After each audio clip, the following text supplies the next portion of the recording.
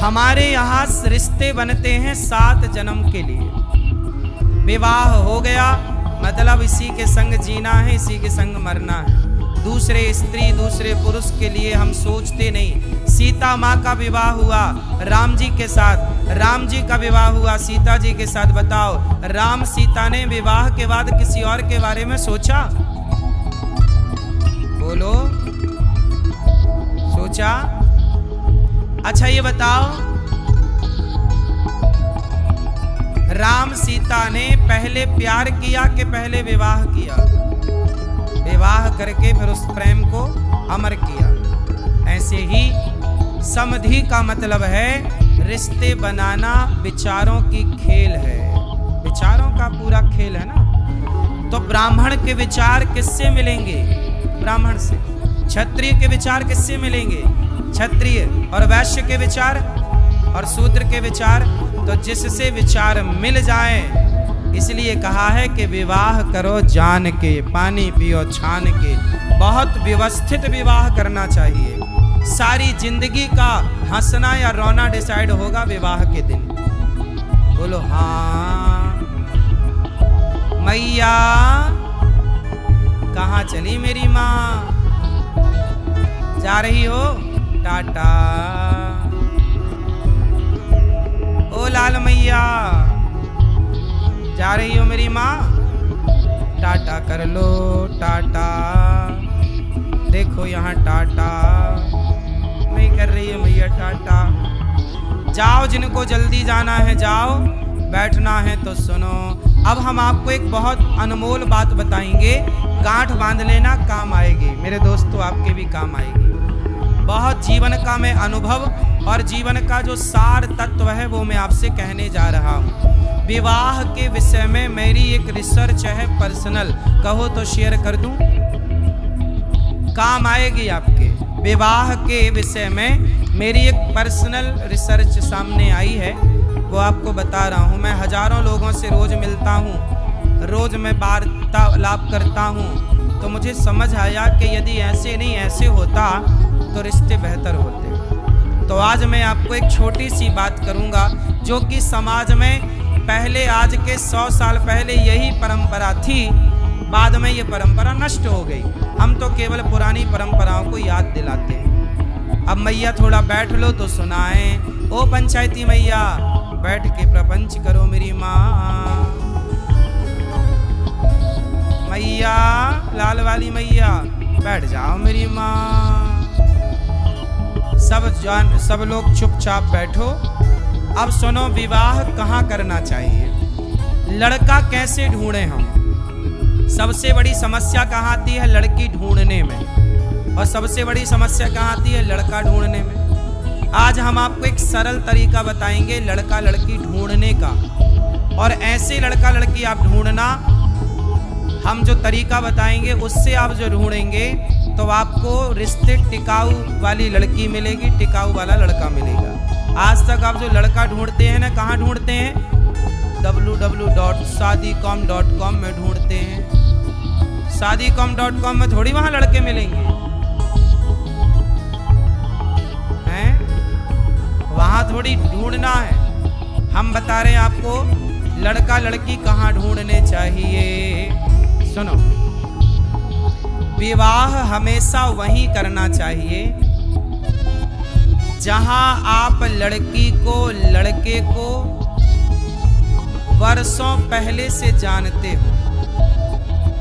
बहुत ध्यान से सुनना मेरी बात।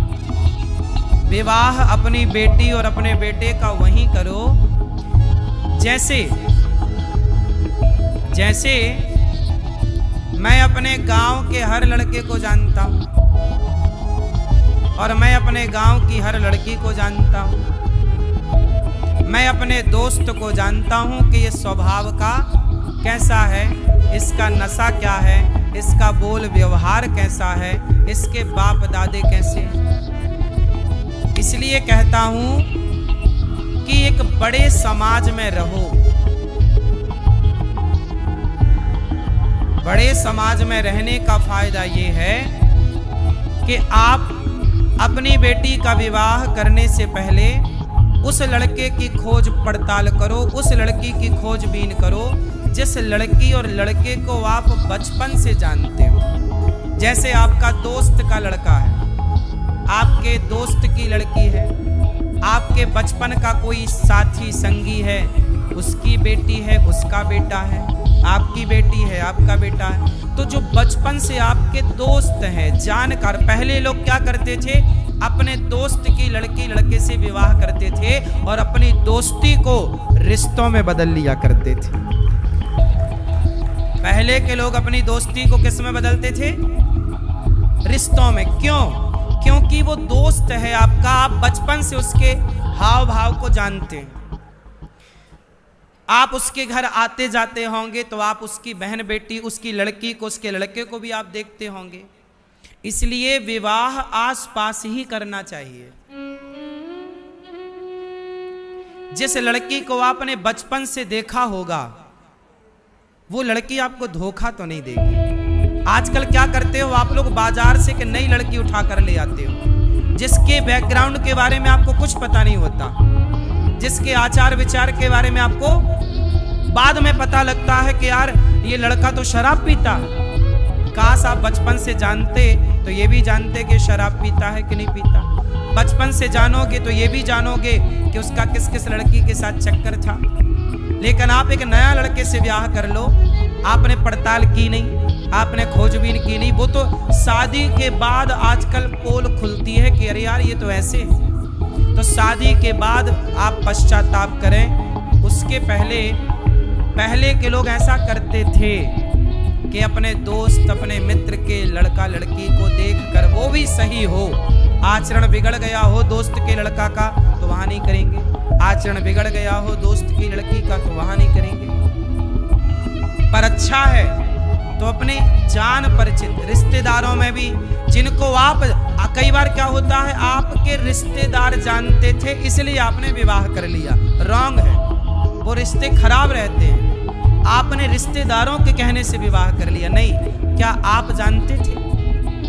क्या आप देखे हैं? इसलिए समाज में रहना भी जरूरी होता है। समाज में रहोगे तो सब पे नजर रहेगी, किसकी लड़की कैसी है, किसका लड़का कैसा। हमें ज्यादा समाज में इसलिए नहीं रहना कि हमें निंदा चुगली करना है, दिन भर उंगली करना, नहीं। इसलिए रहना है कि हमें अच्छे लोगों की तलाश करनी है।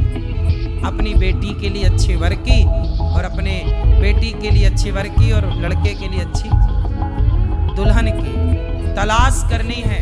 और तलाश अच्छी करनी है ना तो देखो, कोयले की खदान में हीरा होता है। पहले के लोग क्या करते थे? पहले के राजा महाराजा अपने बेटी का और बेटे का विवाह करने भेजते थे तो पंडित जी को और नाऊ को, ये दो लोग लड़का लड़की देखने जाते थे। पता है आपको ये परंपरा? पहले लड़का लड़की देखने कौन जाता था? कभी माता पिता नहीं जाते थे, कभी रिश्तेदार नहीं जाते थे, हमेशा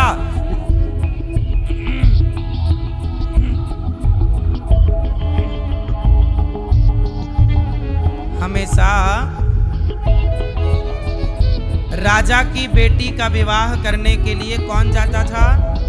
ब्राह्मण और नाऊ। नाई जानते हैं, सेविंग करने वाले नाई। नाई और ब्राह्मण की बड़ी पक्की दोस्ती, ये दोनों एक दूसरे के पूरक हैं।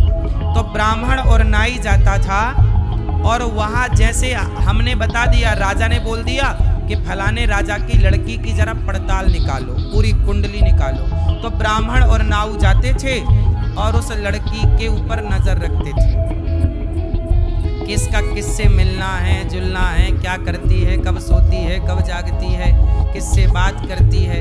ऐसे ही लड़के पर नजर रखते थे, क्या दोस्त है, किन के साथ उठना है, बैठना है, क्या खाना, क्या पीना। जब महीने, 2 महीने, साल, 2 साल जब नाऊ और पंडित पड़ताल कर आए तब ओके करते थे कि भाई बढ़िया लड़की है, प्रस्ताव भेजा जा सकता है। फिर वो नाऊ पंडित ही जाके प्रस्ताव लेकर जाते थे कि हमारे राजा आपकी लड़की से या आपके लड़के से विवाह करना चाहते थे।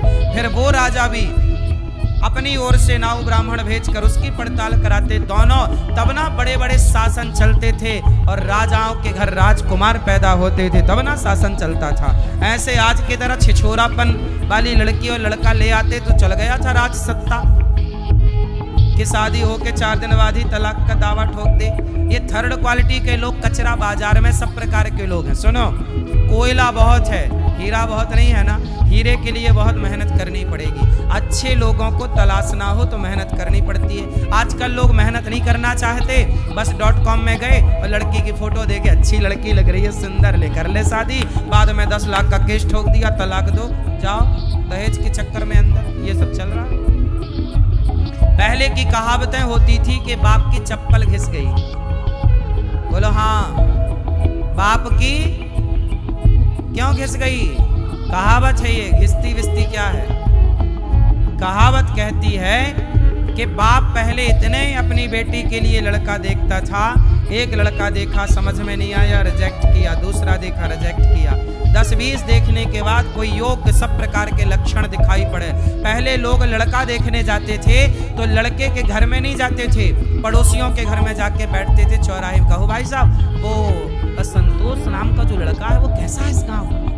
तब लोग बता रहे 1 नंबर का गंजेड़ी है, 1 नंबर का। ये गांव के लोग पोल पट्टी खोलते थे तो घर में नहीं जाते थे, वो लोग पहले पड़ोस में जाते थे। ये बात सही है कि गलत है? बड़े समझदार थे वो लोग, पड़ोसियों से ही पूरी जानकारी निकलती है। इसलिए कहता हूं, शादी विवाह करने के पहले पूरी पड़ताल करो, वरना बाद में रोएंगे। अब पछताए होत क्या जब चिड़िया चुग गई खेत। तो आप लोग कितने लोग मेरी बात से सहमत हैं कि विवाह के पहले हमें खूब रिसर्च करनी चाहिए? कितने लोग मेरी बात से सहमत हैं? आप सहमत हो? आजकल लड़कियों को क्या, गुरुजी हमें तो प्यार हो गया। अरे पागल, प्यार नहीं हुआ। ये प्यार व्यार के लफड़े में ना पड़ो, सारी जिंदगी चलना है। तुम्हारा प्यार धरा रह जाएगा 1-6 महीने के अंदर। बहुत पड़ताल करनी चाहिए, शोध करना चाहिए। ये प्यार व्यार काम नहीं करता सारी जिंदगी, सब देखना पड़ता है। क्यों? चाल चलन अच्छा हो, रूप रंग से भी काम नहीं होता। बहुत सुंदर लड़की है, बहुत सुंदर लड़का है, सुंदरता का आचार रखेंगे क्या? उसको बोलना चालना आता नहीं, रिश्ते निभाने आते नहीं, संस्कार है नहीं, तो सूरत का आचार खाएंगे क्या? बोलो। इसलिए लड़की कौन सी लड़की सुंदर होती है? बोलो। इसलिए लड़का पक्ष को यह समझना है कि केवल चंटो माई ना देखे कि गोरी चिट्टी है तो ये सुंदर है, इससे ब्याह कर ले। नहीं, जरूरी नहीं कि उसका मुख सुंदर है तो वो उसके आचार विचार भी सुंदर होंगे। सांवली है चलेगी, पर आचार विचार सुंदर होने चाहिए, लक्षण उसके संस्कार सुंदर होने चाहिए। बोलो हाँ। आजकल लड़के सुंदरता के चक्कर में मर रहे हैं। इसलिए आपकी चमड़ी से फर्क नहीं पड़ता कि आपकी चमड़ी कैसी है। शबरी माता कैसी थी कौन जानता? 1 नंबर की काली, बिल्कुल काली थी शबरी माता, बिल्कुल कोयले की तरह। बोलो हाँ।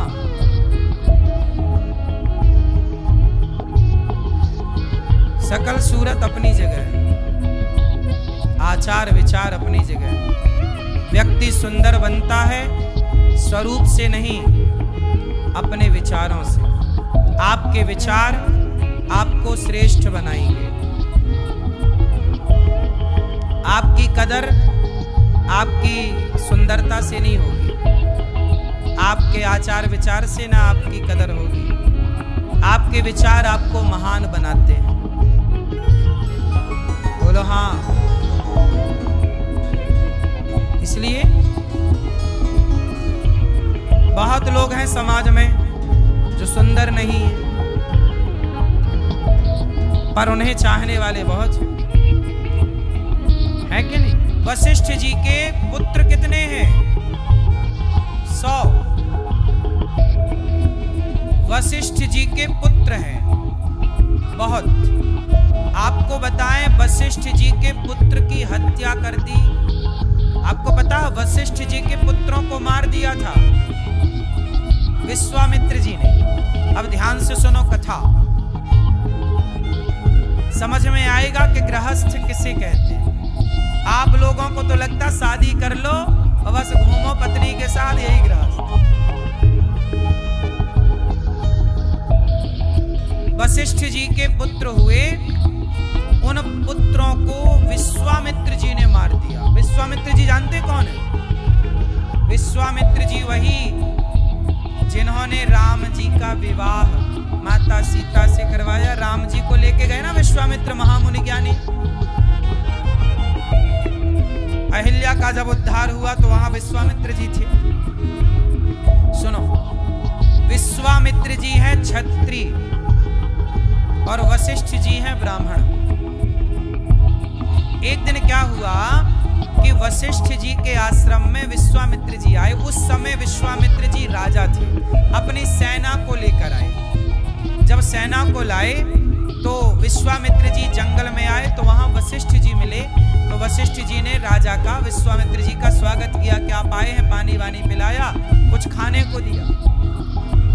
तो विश्वामित्र जी को वशिष्ठ जी की एक गाय थी, नंदिनी उसका नाम था। वशिष्ठ जी की एक गाय थी, गाय सुंदर, वो गाय बड़ी सुंदर थी।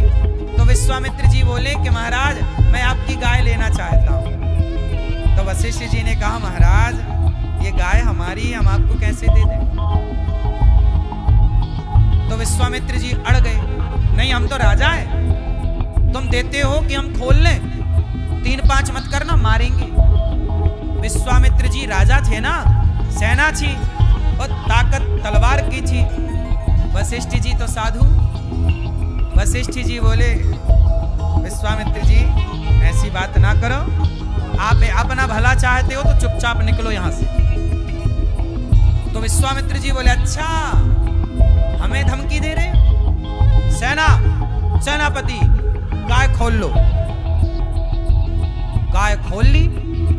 विश्वामित्र जी गाय को ले जाने लगे तो नंदिनी रम्हाने लगी। वशिष्ठ जी को देखा, गुरु जी हमें ले जा रहे हैं, आप बचा नहीं रहे। तब वशिष्ठ जी ने कहा नंदिनी तुम सामर्थ हो, तुम कृपा करो। तब वो गाय कैसी थी? वो गाय अपने शक्ति से जितनी सेना चाहे प्रकट कर लेती थी और उस गाय ने जो प्रकट की, अपनी ताकत लगाई, विश्वामित्र जी की सारी सेना को खदेड़ दिया और विश्वामित्र जी को भी पटक के मारा। अब विश्वामित्र जी डर गए। विश्वामित्र जी बोले हे भगवान, हम राजा, हमारी इतनी सेना और ये बाबा जी जंगल में अकेले एक गाय के बल पे हमें हरा दिए। तब विश्वामित्र जी समझ गए कि क्षत्रियों के बल से ज्यादा बल ब्राह्मणों का बल है। ब्राह्मणों के पास कौन सा बल है? तप का। कौन सा बल? तपस्या। विश्वामित्र जी समझ गए कि वशिष्ठ जी तपस्वी। वशिष्ठ जी कौन है? तपस्वी। ये गृहस्थ में और गृहस्थ में रह के पत्नी के साथ, इनके बच्चे भी हैं। फिर विश्वामित्र जी को आई गुस्सा। उस समय तो गैया मारी तो चले गए। कुछ दिन बाद आए प्लानिंग करके और विश्वामित्र जी ने आकर वशिष्ठ जी के पुत्रों को मार दिया कि तुमने हमें मरवाया। देखो राजा था ना, राजा हार गया एक साधु से तो गुस्सा तो आएगी, तो बदले की भावना, ईर्ष्या, द्वेष सब ना भरा पड़ा है व्यक्ति के अंदर। तो विश्वामित्र जी ने वशिष्ठ जी के पुत्रों को मार दिया। समझना, बहुत ध्यान से सुनना ये कथा।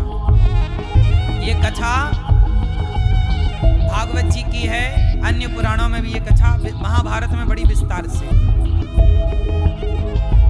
अब क्या हुआ कि विश्वामित्र जी ने 100 पुत्रों को, अच्छा वशिष्ठ जी कैसे हैं? वशिष्ठ जी चाहते तो एक संकल्प लेते और विश्वामित्र जी को मार देते। जिनकी एक गाय ने उनकी सेना को पछाड़ दिया, वो वशिष्ठ जी एक तिनका फेंकते ना, तो तप का तिनका फेंकते तो विश्वामित्र जी मर जाते। लेकिन वशिष्ठ जी ने क्रोध 100 पुत्र मार दिए पर क्रोध नहीं हुआ। जब विश्वामित्र जी ने देखा कि भाई वशिष्ठ जी ने तो क्रोध नहीं किया, हमने इनके पुत्र मार दिए। अब विश्वामित्र जी ने अपना राजपाट सब छोड़ दिया और जंगल में तपस्या करने लग गए कि मैं भी तपस्या करूंगा। मैं भी क्या करूंगा? तपस्या। तपस्या कर करके उन्होंने वशिष्ठ जी के पुत्रों को मारते चले गए। एक दिन क्या हुआ कि विश्वामित्र जी को गुस्सा आई कि मैंने इतनी तपस्या की फिर भी मैं बराबरी, देखो आदमी बराबरी नहीं कर पाता तो उसका नुकसान करना चाहता। विश्वामित्र जी ने तलवार उठाई फिर से, बड़ी तपस्या, कई साल तपस्या कर ली। और एक दिन क्या हुआ, रात के 2 बजे विश्वामित्र जी ने तलवार उठाई और विश्वामित्र जी सोचे कि अब मैं वशिष्ठ जी को ही मार दूं, ना रहेगा बांस ना बजेगी, मैं फिर बड़ा कहलाऊंगा। अब लो भैया, रात के 2 बजे थे, वशिष्ठ जी घास की कुटिया में रहते थे, पति पत्नी, पुत्र तो मारे गए थे। अब हुआ क्या कि विश्वामित्र जी जाके कुटिया के पीछे छिपे हैं। तभी वशिष्ठ जी की नींद खुल गई और वशिष्ठ जी और अरुंधति दोनों जागे तो दोनों बिस्तर पर पड़े पड़े बातें कर रहे हैं। तो संयोग से अरुंधति माँ ने पूछा अपने पति वशिष्ठ जी से कि स्वामी, इस समय धरती में सबसे अधिक तपस्वी कौन है? तो वशिष्ठ जी ने कहा, हे देवी, इस समय पूरी पृथ्वी का सबसे तपस्वी व्यक्ति कोई है तो विश्वामित्र जी। सोचिए, विश्वामित्र जी वहां छिपे थे तलवार लेके, विश्वामित्र जी वशिष्ठ जी को मारने आए थे और विश्वामित्र जी बाहर छिपे हैं और वशिष्ठ जी उनकी तारीफ कर रहे हैं। वशिष्ठ जी उनकी तारीफ कर रहे हैं जिन्होंने वशिष्ठ जी के पुत्रों को मार दिया। तो वशिष्ठ जी ने कहा कि इस समय धरती के सारे तपस्वियों में सबसे श्रेष्ठ तपस्वी विश्वामित्र जी हैं। बड़ा त्याग करके बड़ी विधान से वो तपस्या करने लग गए। जब विश्वामित्र जी ने ये बात सुना तो उनके हाथ से तलवार गिर गई कि देखो, मेरी अनुपस्थिति में ये मेरी तारीफ कर रहे हैं, जबकि मैंने इनके पुत्रों को मारा है। आपके बेटे को कोई मारे तो आप उसकी तारीफ कैसे करेंगे अकेले में? लेकिन धन्य है वशिष्ठ जी, विश्वामित्र जी दौड़ कर आए और विश्वामित्र जी वशिष्ठ जी के चरणों में गिर पड़े। जब गिर पड़े तब वशिष्ठ जी ने विश्वामित्र जी को संबोधन किया, उठो ब्रह्मर्षि, उठो उठो ब्रह्मर्षि। अब उन्होंने विश्वामित्र शब्द का प्रयोग नहीं किया, वशिष्ठ जी ने क्या कहा, उठो ब्रह्मर्षि। आज जिस दिन वशिष्ठ जी ने कह दिया कि ये ब्रह्मर्षि, उस दिन से विश्वामित्र जी भी ब्राह्मण हो गए। क्षत्रिय जात से यदि जीते जी कोई ब्राह्मण बना है तो वो विश्वामित्र जी हैं, ब्रह्मर्षि हो गए तप के प्रभाव से। विश्वामित्र जी ने, वशिष्ठ जी ने कहा, विश्वामित्र जी, आपके अंदर अभी तक ईर्ष्या द्वेष था, इसलिए ये ईर्ष्या द्वेष बस बाधा था, बाकी आप बहुत बड़े तपस्वी। सोचिए, कितना भी बड़ा तपस्वी हो जाए पर ईर्ष्या द्वेष ना जाए तो उसकी तपस्या सफल नहीं होती। जब ईर्ष्या द्वेष मिटा तब जाके वशिष्ठ जी ने विश्वामित्र जी को गले लगा लिया। ये वशिष्ठ जी हैं जिनके 100 पुत्र मारने पर भी मारने वाला हत्यारा को उन्होंने गले लगाया। ये गृहस्थ संत जिनके अंदर इतनी दया हो, इतनी करुणा हो, इतना त्याग हो, इतनी तपस्या हो, वही ना गृहस्थ है। गृहस्थ का मतलब भोगी नहीं, गृहस्थ का मतलब